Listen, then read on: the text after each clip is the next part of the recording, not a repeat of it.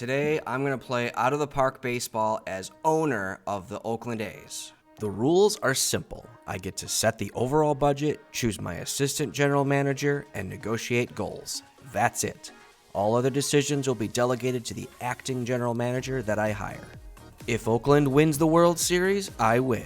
If we run out of cash, I lose. And if I, the owner, die in the game, I lose.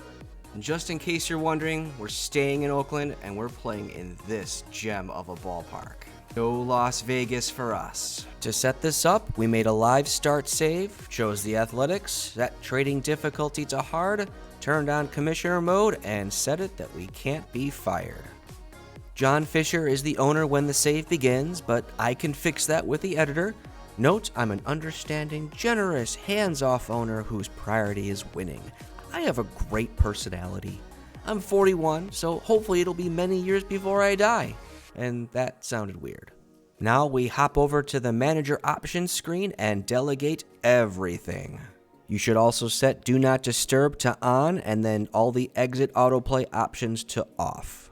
Your financial ownership levers are in the Edit Finances screen. You get to toggle the team mode, cash, budget, and projected budget entries. Team mode is easy. Just select how you want the GM to behave from the drop-down list. Next is cash. On the first day of every offseason, the AI owner takes cash out of the team. You can view this figure in the accounting screen. We need to negate this by placing its additive inverse in cash. In other words, the game took $79 million out of the team, which is expressed as a negative number. You should set cash to positive $79 million. Once you're finished, you can go back to the accounting screen and see the cash reinserted into the team. It will show up in the Other Miscellaneous section. Back to Edit Finances, you can set the budget to whatever you'd like. Bear in mind, your general manager considers your cash plus your budget to be his or her spending money. If you're carrying over a lot of cash and don't want the GM spending all of it, lower the budget accordingly. You may even set the budget to a negative figure. And finally, the projected budget is a signal of what next season's budget will be. This is just factored into contract extension decisions. So that's the setup. Now here's the ugliness we're starting with. We lost 112 games last season. Our farm system is weak. We possess the smallest budget in the American League. And it's going to be hard to stay competitive with pathetic fan loyalty. One bit of good news is that Oakland's acting GM is the best in the game for a small market club. He favors young players, wants to trade, pours money into the draft, international free agency, player development, and scouting. He's a keeper. Right out of the gate, we can negotiate a goal. Improving our draft record sounds much better than improving third base, so accept. And off we go. So boosting payroll helped us finish ahead of the Angels in 2024. We raked in $32 million of profit and watched our minor league system jump to third. Then we regressed to 97 losses in 2025. While we earned another $32 million in savings, our farm system slipped. The highlight is Max Muncy earning a call-up and playing well. We only missed the postseason by one game in 2026. We are now in a competitive window because of two cornerstone players. Kyantat Shia is our 23-year-old center fielder acquired as a minor league free agent. He has great speed and defensive range with a bat that has the potential to become elite. And this is our breakout pitcher, Darren DeJesus. We drafted him in 2021, and he wasn't even in our top 30 prospects at the beginning of the save. We're suddenly looking at ace potential. David Forst's contract is up, and I like what I see so far, so extend. We turned up the spending in 2027, which turned out to be a big mistake. Not only did we lose 88 games, but we lost $75 million. Kyantat Shia is not taking that step forward, and Max Muncy broke into the big leagues again, but it was a disappointing season otherwise. Bigger picture, Darren DeJesus' breakout in 2026 was no fluke. He got even better in 27. Looks like a true ace, especially once that movement and control max out. Finally, 86 wins and a playoff berth while getting our payroll back under control and developing our minor league system into the best in baseball. While the Guardians shut us down in the wildcard round, there's a lot to be excited about here. 287 strikeouts and a 62 FIP minus earned Darren DeJesus the American League Cy Young Award. This man has opened up a championship window for us. Max Muncy has been slow to develop, but he finally broke out in 2028. That's a nice looking 135 weighted runs created plus, especially for a second baseman, and he looks like a clubhouse leader. I can't lie, I love what I'm seeing so far. This is going way better than expected. If DeJesus, Shia, and Muncy keep this up, baby, we can end this challenge quick. We made our first win now signing of the save that offseason, inking Spencer Strider to a 4-year deal. And look at all those beautiful 5-star prospects. Michael Mullinex is the next to arrive. 2029 produced our first AL West Division title, and we get to host Boston in the wild card round. Darren DeJesus earned his second consecutive Cy Young Award. Shia reached new heights with a 30-20 season out of center field.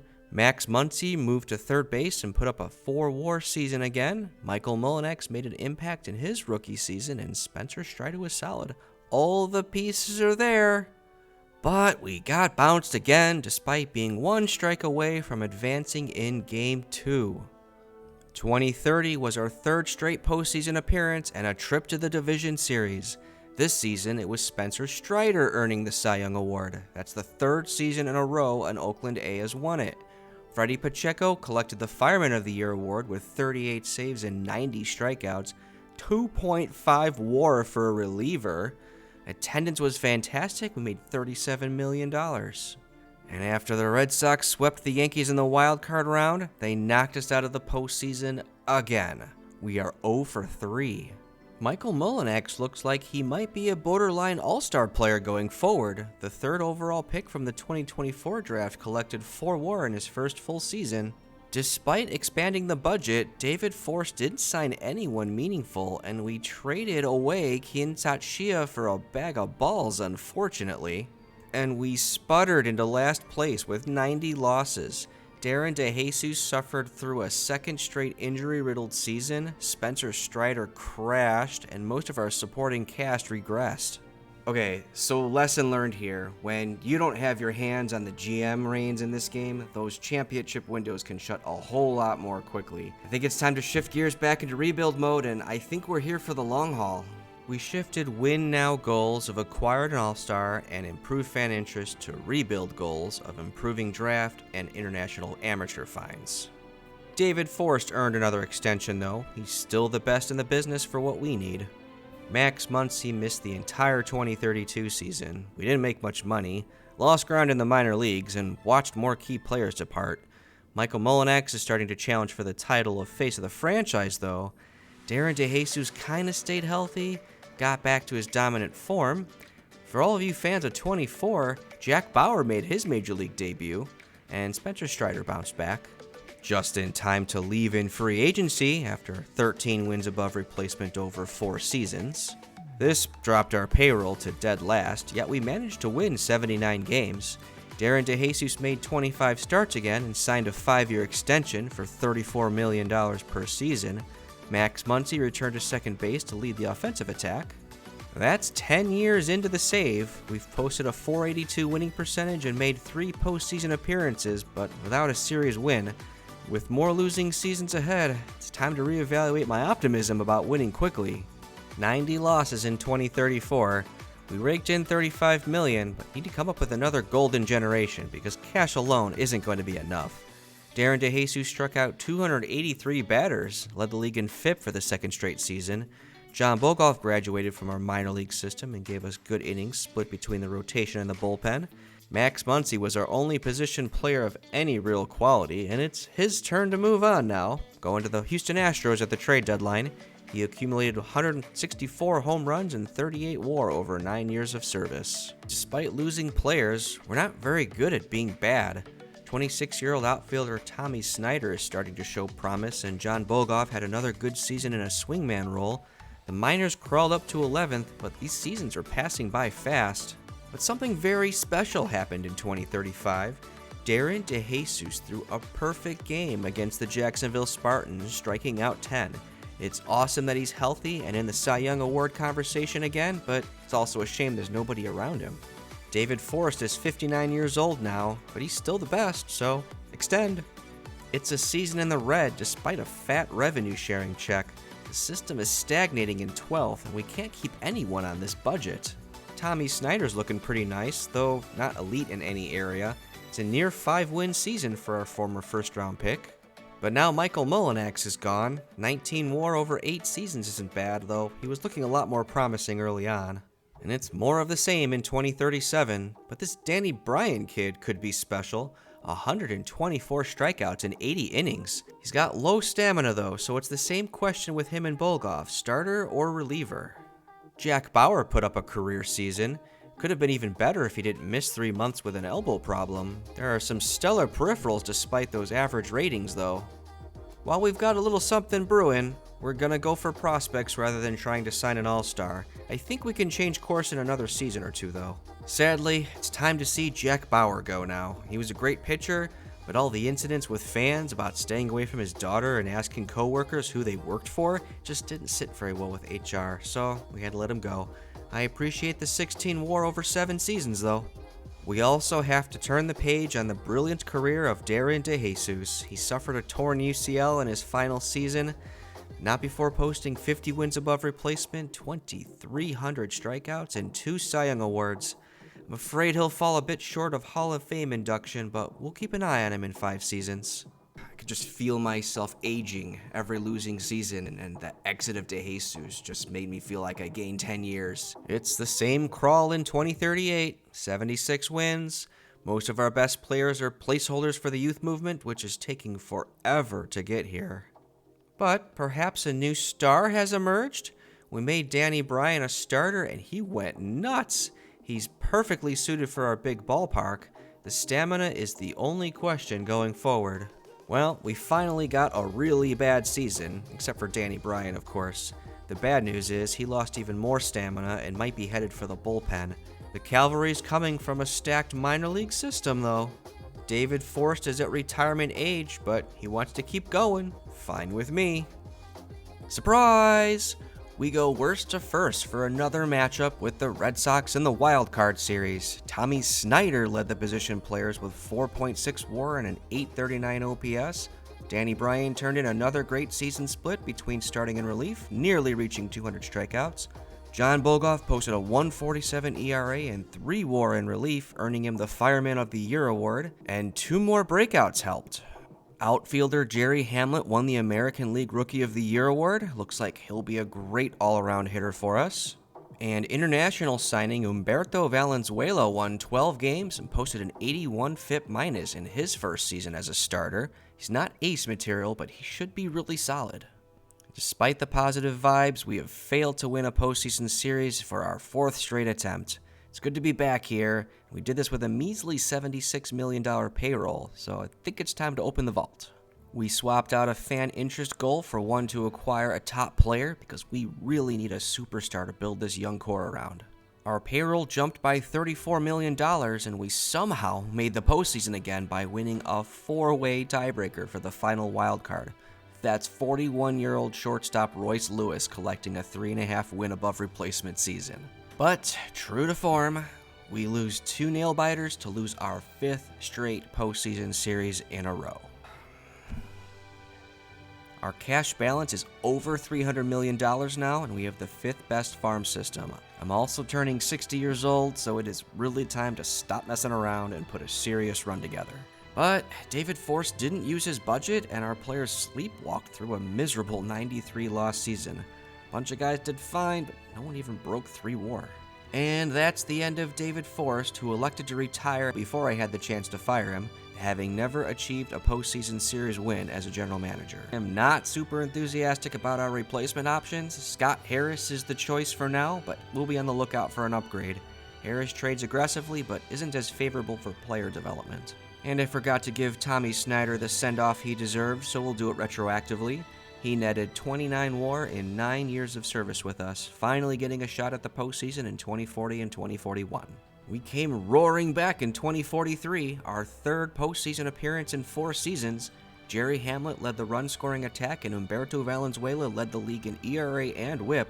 Eddie Ellerson is an excellent defensive catcher. Rookie Bertrand Bomber supplied 22 homers. Free agent pickup Santiago Zaragoza surrendered only 9 home runs. Danny Bryan got 200 strikeouts again, and closer John Bulgoff posted a 1.17 ERA. Please let this be the one. And we've won a postseason series. And then the Orioles ended the party, holding us to 3 combined runs in their 3 wins at Camden Yards. But at least the streak is broken. It's now been 20 years at the helm. We finally have that postseason series win, but we're below 500 and haven't reached the ALCS yet. We'll dial up that spending further in our 3rd decade as the owner of the A's, which makes this news very upsetting. Not only do we not acquire anyone relevant for the 2044 season, Danny Bryan left for Toronto for a measly 1-year deal worth $10 million. So we must say goodbye to Danny Bryan after 25 WAR over 7 years of service. And the results were pitiful. 97 losses.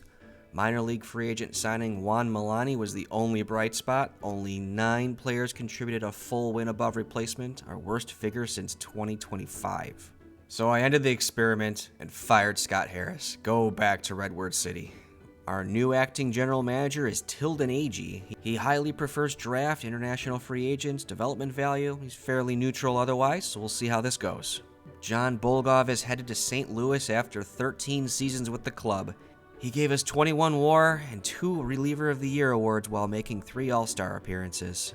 Another losing season for the A's. We were over 500 in July, and the Win Now acquisitions made by Tilden Agee flopped. But I consider this an exciting season because Alex Swanson emerged as our new franchise player. He looks even better than Darren DeJesus, and we have the money to build around him.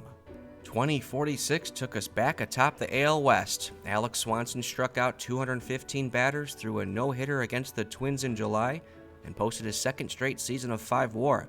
Brad Stolting is right behind him with an 85 FIP minus and 3.6 WAR in his rookie season. Tilden Agee spent big on 37-year-old All-Star outfielder Jake Flores, and it paid off. But say hello to Dan Onimus. Our rookie right fielder mashed 30 home runs, hit .338, amassed 2 20-game hitting streaks, and accumulated 5.8 WAR in just 4 months. He's the American League Rookie of the Year and looks like a perennial threat for the batting title with 80 contact and 80 avoid K. Ladies and gentlemen, our championship core is here.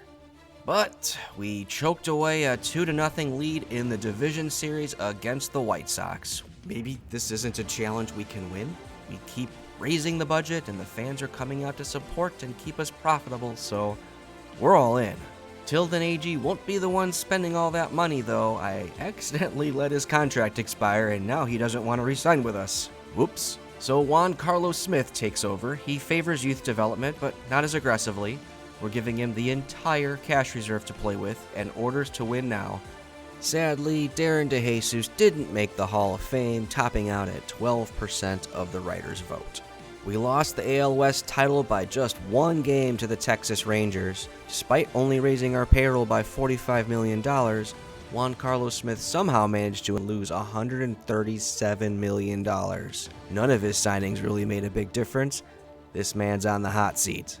And our postseason nemesis got us again in the wild card round. I cannot explain it. After another blown free agency period, we failed to even make the postseason, despite ballooning our payroll to the 6th highest in baseball. Dan Onimus hit 41 home runs and posted a 4.3 WAR season. Alex Swanson led the league with a 65 FIP minus and had his best season. Other than that, we simply didn't get what we paid for in free agency. Our minor league system is first in baseball, and after a brief stint at 7 years, MLB returned the years of service before free agency to 6, so we'll continue to double down. But you can't be that ineffective with your spending and keep your job. Good luck, Mr. Smith. Jared Waters really came into his own this season as a shortstop with 70 range and a well-rounded bat. It looks like we've added another all-star who should win some gold gloves. The rest of our defense was poor, a byproduct of signing a bunch of old farts. We had the chance to apply a goal to improve defensive efficiency, so we took it. Elijah Tatis is our new acting general manager. He tends to be passive, so I'm hoping that translates to picking out a few good deals instead of making a bunch of rash decisions. The good news is that he built a 97-win team. The bad news is we somehow finished 3rd in the West. We'll need to beat 2 100-win teams just to get to the ALCS. Dan Onimus hit 50 home runs, Alex Swanson keeps getting better, our 3rd starter threw a no-hitter with 14 strikeouts in July. And we still have the best minor league system in baseball, even after graduating second baseman Eric Devlin, who hit 32 home runs and got nearly 6 WAR as a rookie. He's going to be an offensive machine for years and even providing some cover at shortstop. We beat Texas in the wild card round, but lost in the deciding 5th game to the Mariners in yet another failed attempt to reach the ALCS. And here's the reality check. If we keep spending like this, we are broke in 4 seasons. Of course, I could also be dead by then.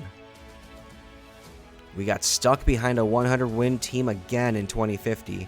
Eric Devlin and Jared Waters turned in outstanding seasons, and our entire rotation was dominant. We also managed to control our financial losses this season. Brad Stolting was our breakout player of the season. Good across-the-board ratings, and Ironman status should net us 2 to 3 more injury-free seasons as a top-flight number 2 starter. The optimism crashed quickly. It's another Wild Card Series loss, this time to the Blue Jays. I am happy with Elijah Tatis, though, and signed him to a 3-year extension. We finished behind 2 100-game winners in our division again. Jared Waters finished 3rd in the MVP voting and won his 4th straight Gold Glove. He was also one of 4 Oakland players to win Silver Sluggers. The big 3 of Swanson, Stolten, and Lucio doing their thing in the rotation as well. But this year, our success was in large part due to rookie sensation David Logo. He won the Rookie of the Year award, MVP award, and Triple Crown. He's an all-around hitter with good defense at first base, and it is scary to think that he hasn't maxed out yet. We upset the 101-win Mariners in the Wild Card Series, but lost yet again in the Division Series. And the worst-case scenario unfolded. Alex Swanson had an opt-out clause, and he activated it to sign with the San Diego Padres for a lower salary. This leaves a huge hole in our rotation after he accumulated 37 WAR after 8 years of service. But we did manage without him. A 96-win season and a fortunate tiebreaker win over the Seattle Mariners. We're headed straight to the Division Series where the Red Sox have advanced. We always lose to the Red Sox. But this time, we now have the 2-time reigning AL MVP who managed to improve upon his Triple Crown performance as a rookie. We also bring the AL Cy Young Award winner to this fight. Brad Stolting took the challenge of becoming staff ace and showed that he's the man for the job, surpassing even Alex Swanson's best season. This time, we finally win the Division Series over the Red Sox in 4 games. And then the back-to-back World Series champion Jacksonville Spartans handle us easily. It's our first ALCS appearance in year 29 of the save. We just lost $70 million, and our entire core is about to head to free agency. I think that might have just been our best shot to win a World Series ring. Looking ahead, Jared Waters and Brad Stolten become free agents after next season, and if we don't win in 2053, we are back in a deep rebuild and possibly 6 feet under before that's over. Let's recognize the quietly stellar career of Humberto Valenzuela, who produced 28 wins above replacement for the club over 13 years of service. We made the postseason 9 times during that span. And perhaps that retirement was symbolic of our run, because it is also over. We finished with 86 wins, 1 game out of the last wild card. David Lucio had another stellar season, and David Lugo hit 50 home runs for the 3rd straight season. But Dan Onimus, Jared Waters, and Brad Stolting all fell off their peaks. That is now 30 seasons as owner of this club. The last decade was very successful from a regular season standpoint. We made the postseason 6 times and put up 8 consecutive seasons of above 500 ball. And we finally got to the ALCS, but not further. Elijah Tatis is extended again. We'll see if he can rebuild us in time. Well, that's one way to do it. He hands David Logo $362 million over 8 years. Logo and Dan Onimus will cost $90 million combined in a couple of seasons. It's more than our entire payroll during the prior rebuild. Eric Devlin is the first star to go, traded to San Diego where he'll join Alex Swanson. He gave us 29 WAR over 5 years of service with the club. Meanwhile, Jared Waters signed a $138 million contract with the Houston Astros. We thank him for his 6 years of service and 35 wins above replacement. Brad Stolting signed with the Dodgers for $126 million. He gave us 25 WAR and a Cy Young Award over his 6 years with the club. And well, the results were worse than I thought. 105 losses, which is the most since real life 2023. Onimus and Logo weren't up to their usual standards. Our minor league system is all dried up. We're rebuilding the bank account at least. We lost 93 games in 2055, finishing below the expansion Memphis Bashers. David Logo rebounded with 43 homers, but Dan Onimus is declining. I'm starting to think this story does not have a happy ending. David Lucio threw his second career no-hitter with 16 strikeouts and just one walk against the Blue Jays. Same roster, same result in 2056. David Logo's back. We managed a profit. The farm system is starting to build. David Lucio was one of the few bright spots on the mound, and that's his cue to leave the team after 31 WAR over 9 years of service. He got $108 million from the San Antonio Barracudas. Another 90-loss season in 2057, and we've turned 75 years old. Logo, Onimus, and Wilkinson were the only bright spots. You know what's coming next. Dan Onimus signed a 2-year deal with the San Francisco Giants. What a run with Oakland. 415 home runs, 2,000 hits, 1,000 runs and 1,000 RBI, a 139 weighted runs created plus 53 WAR over 11 years of service. Dan Wilkinson signed with the Mets for $58 million over 3 years. While his credentials don't match Onimus, Wilkinson also had a good run, 21 WAR over 8 years of service. Elijah Tatis is signed for another 4-year extension. Hurry it up, please. Sitting here in my 70s, watching this team get gutted over and over again really sucks. 2058 was much of the same. David Logo amassed 55 homers and won a Gold Glove. Nice combo. But we're making no progress financially, and the minor league system is coming along too slowly. Not gonna lie, it's really weird simming these seasons waiting for the news bulletin that says I've died. Forget the ERA, let's get some big names in here so we switch a goal to improve our fan interest. 2059 was Logo's worst career season. He's becoming bad, expensive, and close to free agency. We do have 3 top 50 prospects approaching the majors. Our next playoff window may be open soon, though it may be shorter because MLB reduced service time before free agency to 5 years. 2060 brings another 90-loss season despite a positive run differential. David Logo struggled again, but our new hope is shortstop Art Brown. He was the 9th overall pick in the 2059 draft and wasted no time putting on a show in the show. His elite contact and speed helped him lead the league in batting average, hits, triples, and stolen bases. He's our 4th player to win Rookie of the Year in this save. David Logo signed with the Phillies for $149 million. I have endless appreciation for his 2 MVPs, 5 Silver Sluggers, 4 50 home run seasons, and 57 WAR. The $55 million salary was untenable. We'll be keeping an eye on him for Cooperstown, though. We took a nice step forward in 2061, both on the field and financially. Art Brown had another strong season and more help arrived. Jesus Borges was our first-round pick in 2055, and he posted a 129 WRC plus and 5 WAR in his rookie season. He doesn't possess any elite skill, but is good at everything, including the range to play a good center field. Elijah Tatis is signed for another 4-year extension. We're back in striking distance, so I'm looking for him to open up the pocketbook. He got started by signing Art Brown to an extension through the 2069 season. Alex Swanson has retired from MLB after 17 seasons and a total of 84 wins above replacement.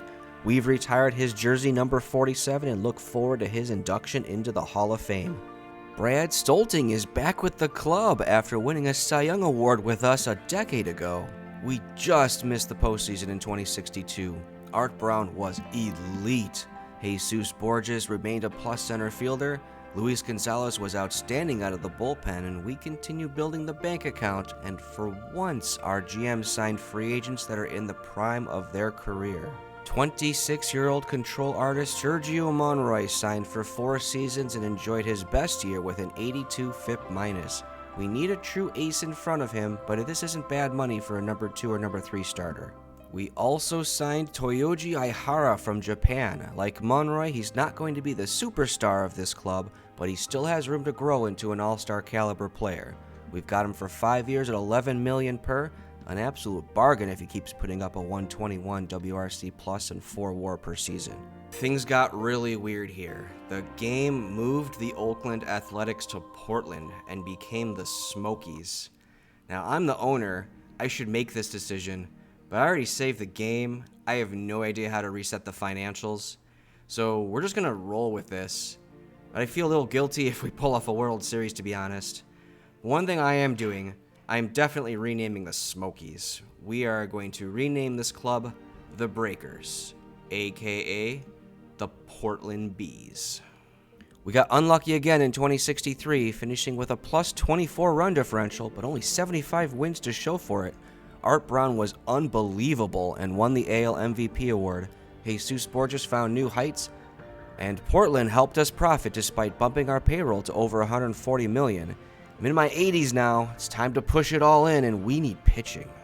Ernesto Montez is our new first baseman, signed as an 18-year-old out of Cuba. After a relatively tame rookie season, he led the league in slugging percentage and WRC plus in his sophomore year.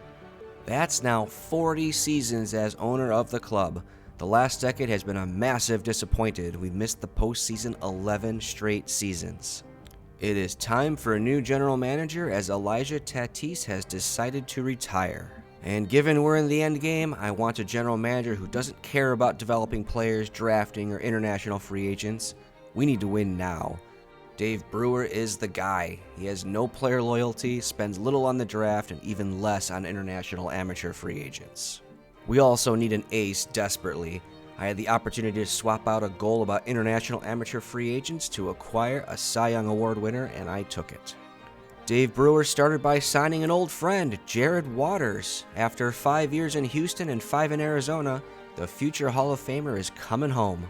We increased payroll by a whopping $90 million and still only managed to win 86 games. But that was enough for our first trip to the postseason in 12 seasons. Art Brown, oh my God, that is a 10.9 WAR season, the 30th best season in MLB history. But our starting pitching finished 15th in the American League in ERA. New generation, same results in the postseason. Tampa Bay wins the deciding Game 3 in the wild card round by a score of 5-3.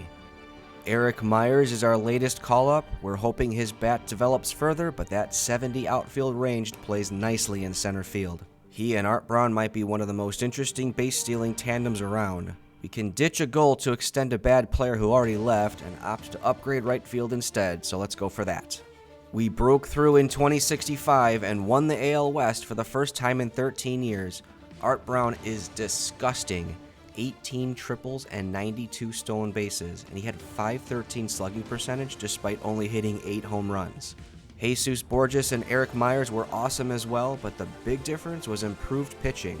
Jamari Pierce and Sergio Monroy were effective, if not dominant. Our payroll shot up to the second highest in baseball, and we lost a $92 million.